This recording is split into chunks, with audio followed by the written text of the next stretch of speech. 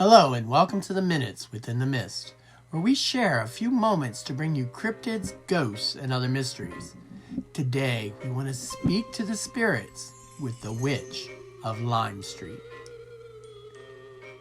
As the youngest of 6 children, Marjorie Mina Stinson was born in 1888 in Princeton, Ontario, Canada.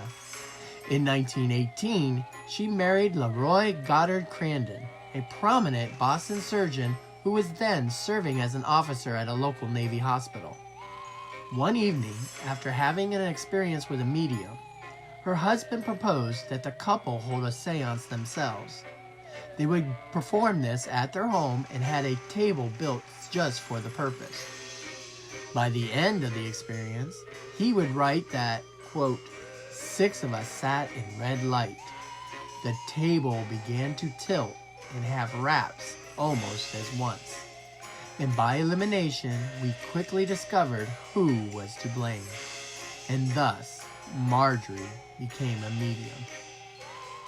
Mina believed herself in communication with her deceased elder brother, Walter. The couple continued to host small groups at their home 2 to 3 times a week. The newspapers began to refer to her as the Witch of Lime Street. To prevent hoaxing, Mina's movements were constrained by the people beside her, each holding her hands, while luminous bands were worn on her wrists and ankles to show any motions in the darkness. Besides spoken communication by Walter, witnesses would describe their experiences of having raps from the tap of a fingernail to the kick of a heavy boot. Lights 2 to 5 inches in diameter could be seen. Chimes, bugles, clock bells, and other musics could be heard with no source. Lifting of the table occurred with a sitter still on it, and many of the objects moved of their own accord. 9 significant investigations were carried out to determine if she was a fraud. 6 times, the verdicts were inconclusive, or the phenomenon was considered true and genuine. This even included one test of Mina's ability conducted by the Scientific American magazine and had famed illusionist Harry Houdini judging it.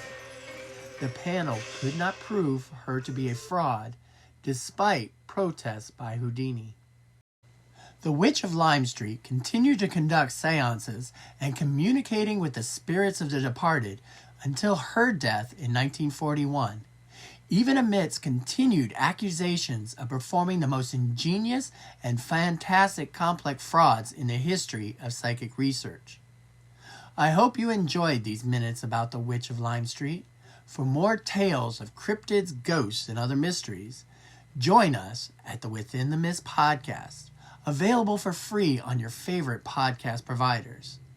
Until then, listen for voices from the great beyond and remain constantly curious.